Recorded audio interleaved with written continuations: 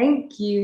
We will get started with questions. So Sam, KTLA, I'm coming to you guys.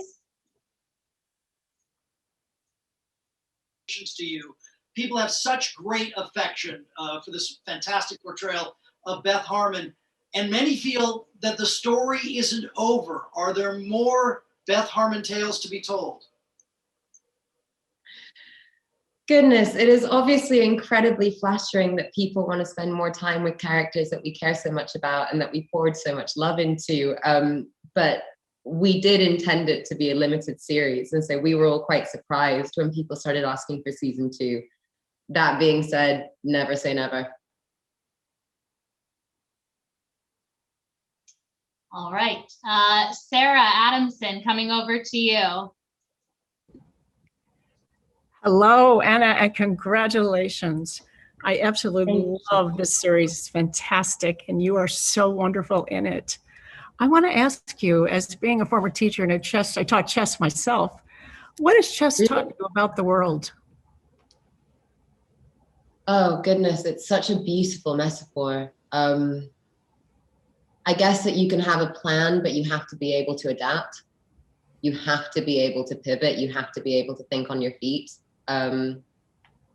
That it's important to attack, but also to defend, and you have to learn when to do both. And you know that you need all the pieces on the board. It's not just the queen roaming around. You need every single one of them. So I would say those are a couple of the things that I learned from chess. Thank you so much for that. Of course. All right, Alfonso, coming over to you. Anya, congratulations. We're very happy for you in Latin America, and I want to ask about this character that you had the time to elaborate and to discover all the layers. And I want to know, how was it for you to have that opportunity to go into her past, present, and define her so well? Number one, thank you. It was such a gift. And honestly, personally, if it had been a movie, it wouldn't have been enough time for me with Beth. I think if we had shot the film and it had ended, I would have been in a very strange mental place. I needed to know she was okay. And having the opportunity to spend 7 hours with her and 7 hours kind of just digging in, by the end of it, I was actually kind of ready. Not to let her go, but I felt like I could. You know, I didn't feel this panic anymore. But I also think it's a wonderful opportunity as a performer for the enjoyment of an audience, because you understand her so much more, and it brings so much more weight to every moment because you understand what it means for her because you've seen it. You're not making assumptions based on anything. You've seen her and you've seen why she is the way she is. And so I think it adds a context to, if she's sitting down for a game with Borgov and you've seen her lose twice already, you understand the weight of that for the character. So I do think it helps you empathize in that way as an audience member. Muchas gracias y felicitaciones. Gracias. All right, Keith, I'm coming to you next. So Anya, first of all, you've had an incredible career from the very beginning, and Split, what was one of the first things that sparked you? What was one of the first movies or shows that really like made you go, okay, this is what I want to do? Oh, goodness. Well, number one, I want to say that I love your suit and tie. You're looking very dapper. Thank you. Goodness. You know, I think it might have been books, but the reality is, where I grew up in Argentina, my parents had laser discs. And as you know, you have to turn those over. And as the youngest kid, it was my job to swap it over. And so I kind of grew up having a real reverence for filmmaking. It was this exciting thing that we sat down and we did, but it was almost a communion of sorts, you know, and I just fell in love with those worlds, and then have been trying to get into them or playing them in my mind ever since. But Laserdisc, that. What was the big one? What was the one where you were like, oh, we're doing that tonight? Oh gosh. I mean, well, different ones for different people. Jumanji was huge for me because, you know, any 90s kids movie with an animal was on repeat in my head.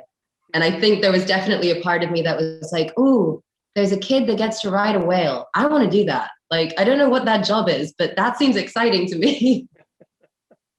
Thank you. No, Congratulations. thank you. All right, Sammy, I'm coming over to you. Hi, congratulations. I'm so proud of you. Oh, thank you. I think you look Thanks. beautiful tonight. And my question for you is, what was the biggest challenge for you for playing this role and how did you overcome it? The biggest challenge was also the greatest gift, truly, which is I act usually from a place of empathy, and so I treat the character as if they're my best friend or sister or roommate, you know, somebody that I live very close with, that I make a real effort to make them walk differently, talk differently, laugh, cry differently. And from the second I read Beth in the book, I realized that in order to tell the story truthfully, I had to give up a lot more of myself. And I had to let that be seen. And I'd never done that before. And, you know, the benefit of that is I was never reaching for anything. I just sort of showed up on set and it was there immediately, which is a beautiful way to live a character. But the negative side of that is if Beth was having a bad day, I was having a pretty bad day. And learning to separate, why do I feel so anxious and this and that? And then going, oh, these aren't my feelings, but I have to live them today. And I have to sit with them and I have to be able to differentiate that. So that took some getting used to, but I wouldn't change it for the world. Well, you're incredible and congratulations again. So proud. Thanks.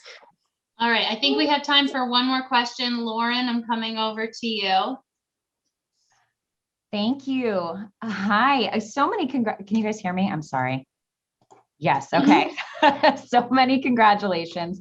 How are you going to celebrate? And can you give us any details on your look tonight? Because it is amazing. You look gorgeous and the earrings, you're just serving it for all of us.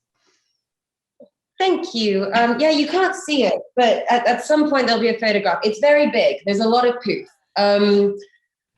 Okay, how am I going to celebrate tonight? Well, it's going to be like 2 a.m. in London quite soon, and I have to go to work tomorrow. So I'm going to work, which I'm really excited about. It's my favorite place in the world. So that's what I'll be doing. And the dress is Dior, and I love it. And I have these very fancy gloves. And it's kind of fun to dress up in your own house. I don't know what it is. You know, you get to play your own playlist. You just sort of swan around. It's great. And then you can be in your pajamas in like a minute. So it sort of works for me. Between this and the globes, is this all sinking in? How is this feeling for you? The honest answer is no, not at all. My brain hasn't caught up. I think it might be a while before that happens. But honestly, it just feels so wonderful that people love the show. My biggest regret is that I can't be with the people who made it, because they are my family and, you know, the loves of my life. And it would be so nice to be able to hug everybody. But it's a privilege and it's a joy. I feel so lucky. Thank you. So many congrats. Thank you. Thank you so much. We're so appreciative of your time and congratulations again. No, of course. Thank you all. Have a wonderful evening. Bye.